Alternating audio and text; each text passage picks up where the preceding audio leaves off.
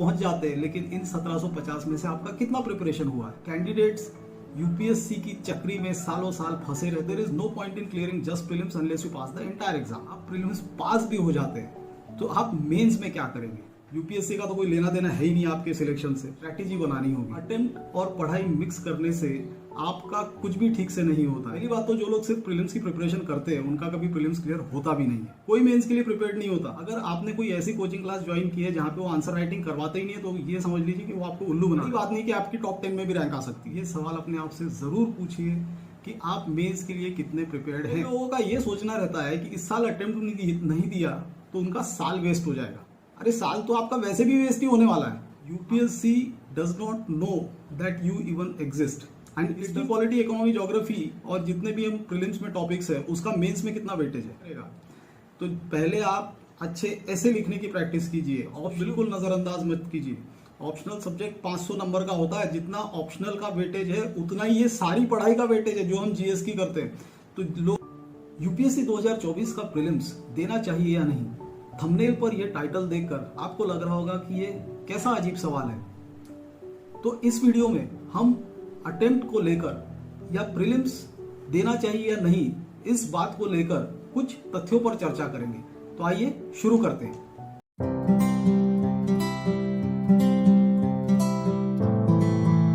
नमस्कार दोस्तों, हर साल यूपीएससी का अटेम्प्ट देने लाखों लोग पहुंच जाते हैं, लेकिन वो कई चीजें मालूम होने के बावजूद भी उसको नजरअंदाज करते हैं। सबसे पहला तथ्य तो ये है कि यूपीएससी में आपका सिलेक्शन कब होगा। सिविल सर्विसेज में आपका सिलेक्शन तभी होगा जब आप प्रीलिम्स, मेंस, इंटरव्यू तीनों एक ही गो में क्रैक करेंगे। तो पॉइंट इज कि आप मेंस के लिए कितने प्रिपेयर्ड है, ये आपको प्रीलिम्स देने से पहले तय करना होगा, क्योंकि मेंस 1750 नंबर का होता है, ये सभी को मालूम है।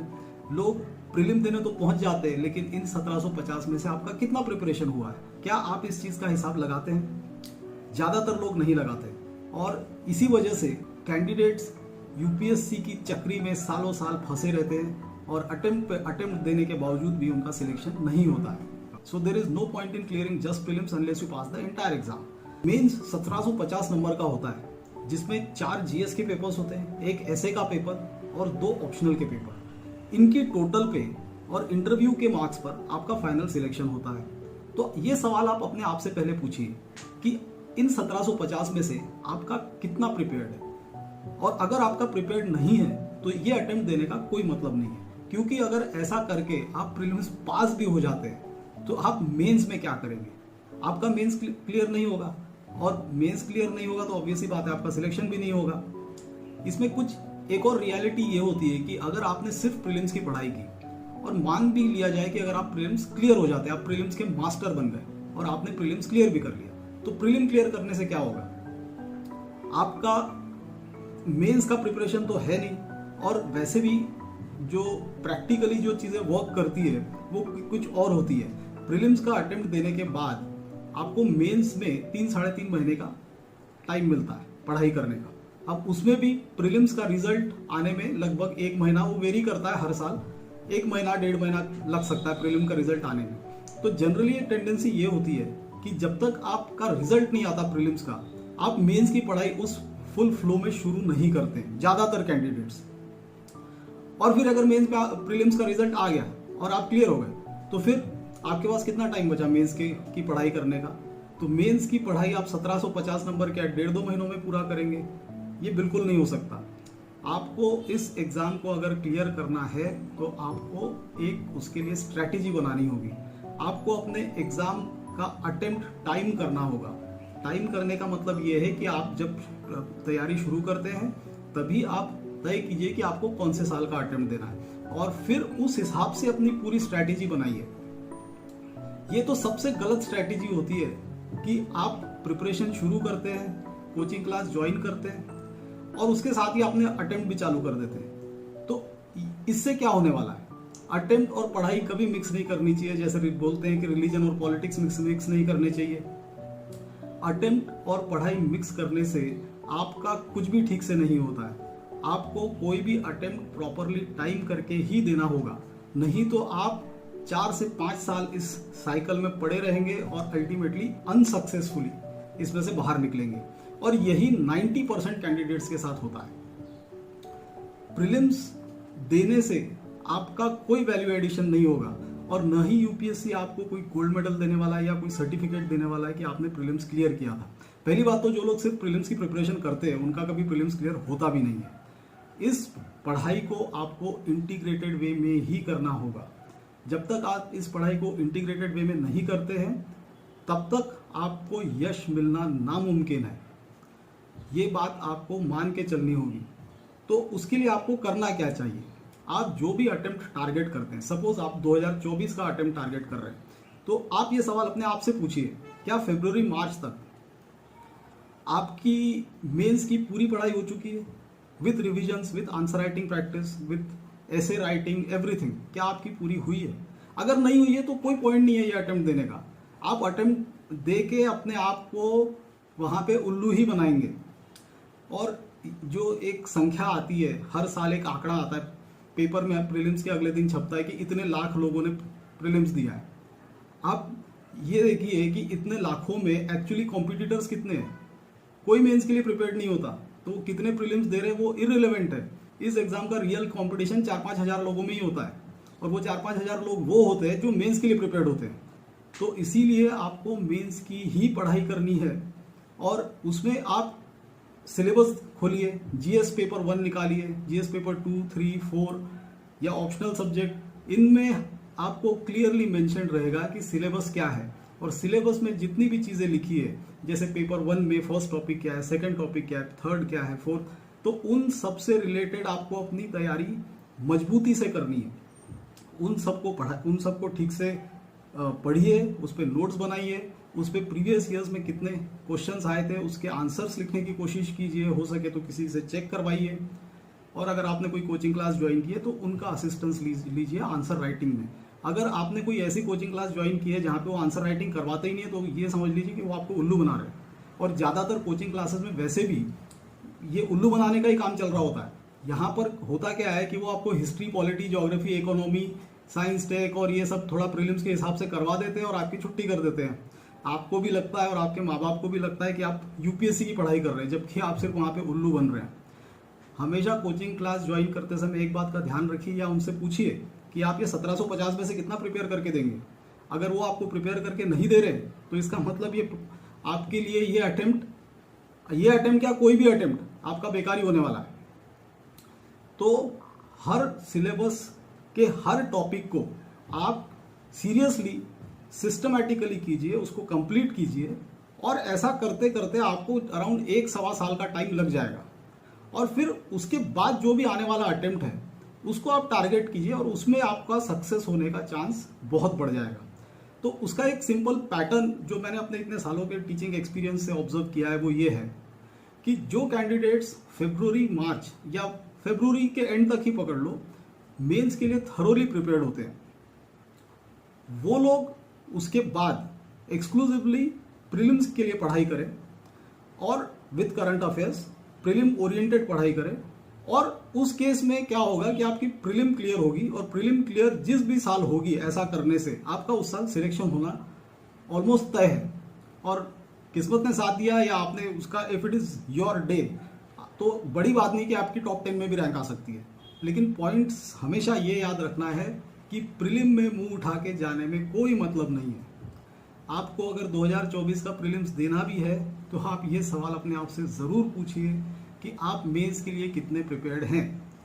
अब कई लोगों को ये लगता है कि प्रीलिम्स दे के देख लेते हैं, क्या फ़र्क पड़ता है। फ़र्क तो कुछ नहीं पड़ता। यूपीएससी ने भी ढेर सारे अटेम्प्ट्स दे के रखे। जनरल कैटेगरी के लिए ही 6 अटेम्प्ट्स है, बाकी कैटेगरीज के लिए और भी ज़्यादा है।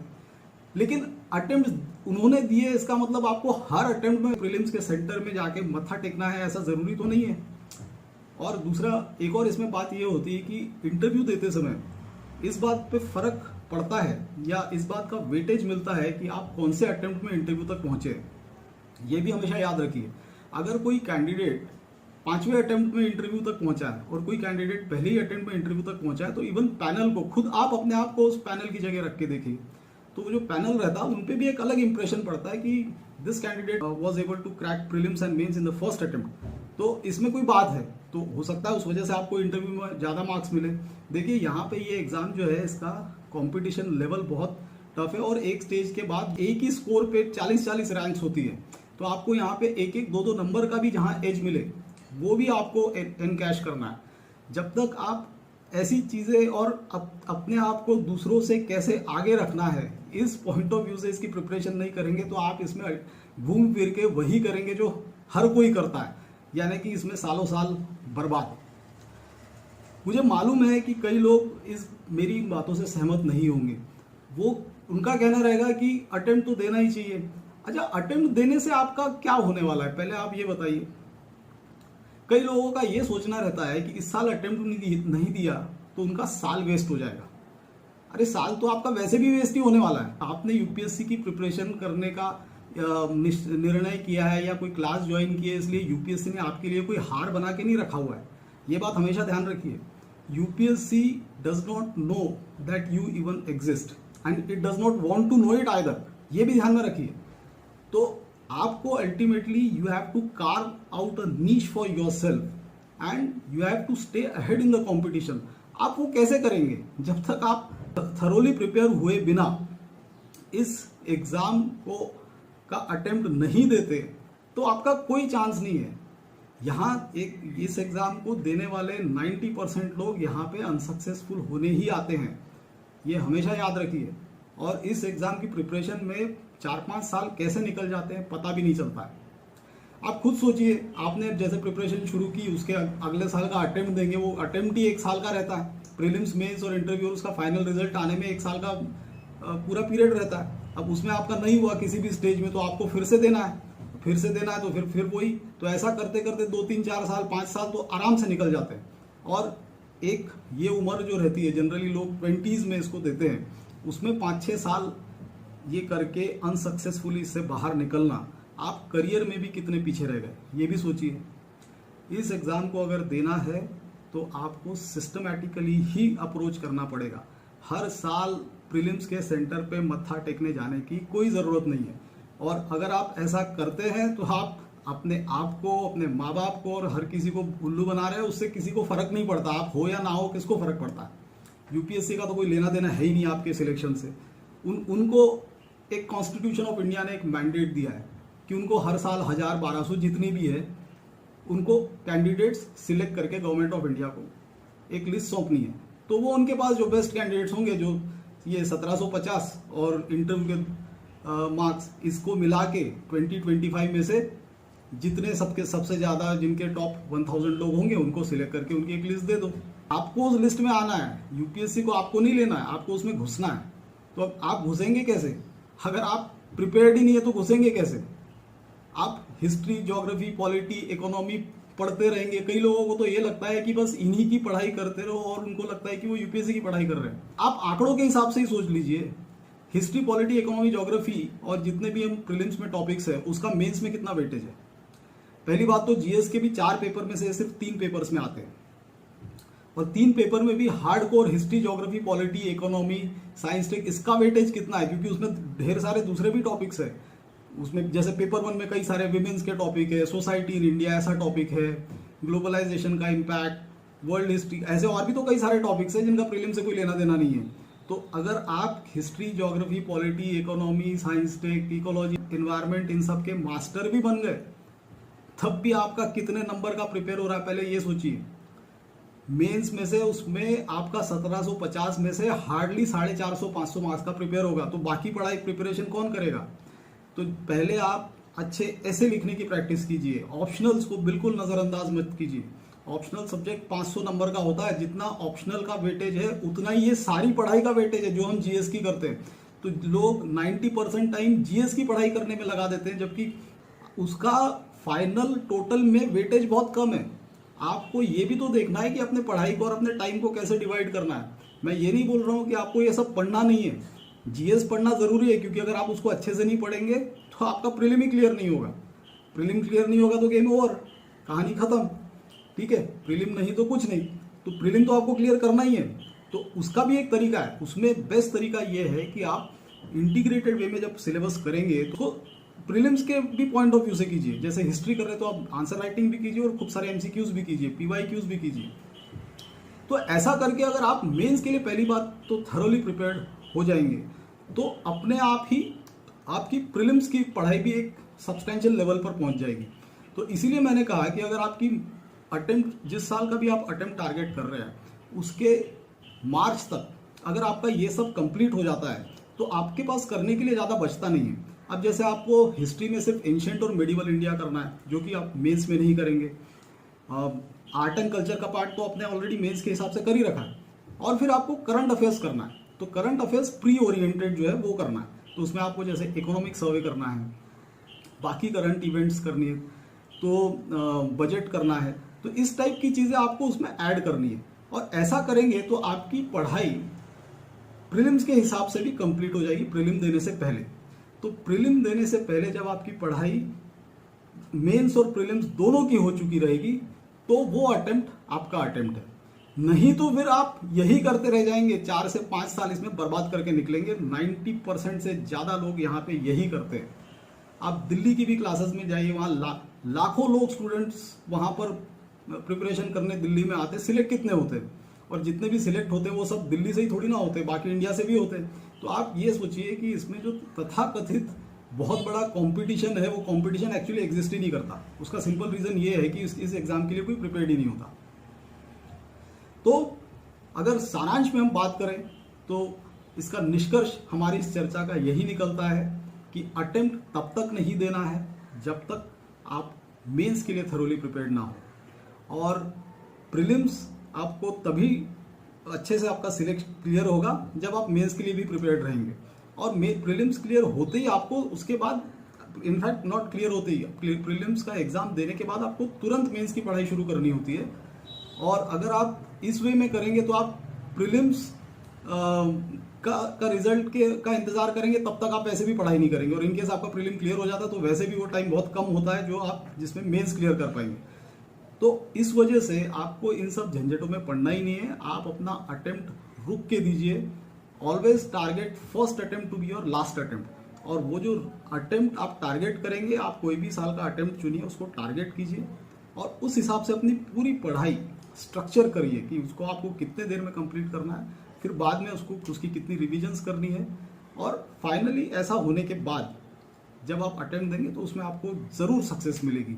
ऐसा हो ही नहीं सकता कि आपने उसको सिस्टमेटिकली किया तो आपको उसमें सक्सेस नहीं मिलेगी। तो उम्मीद करता हूँ ये वीडियो आपको पसंद आई होगी तो इसे लाइक कीजिए, हमारे चैनल को सब्सक्राइब कीजिए। धन्यवाद।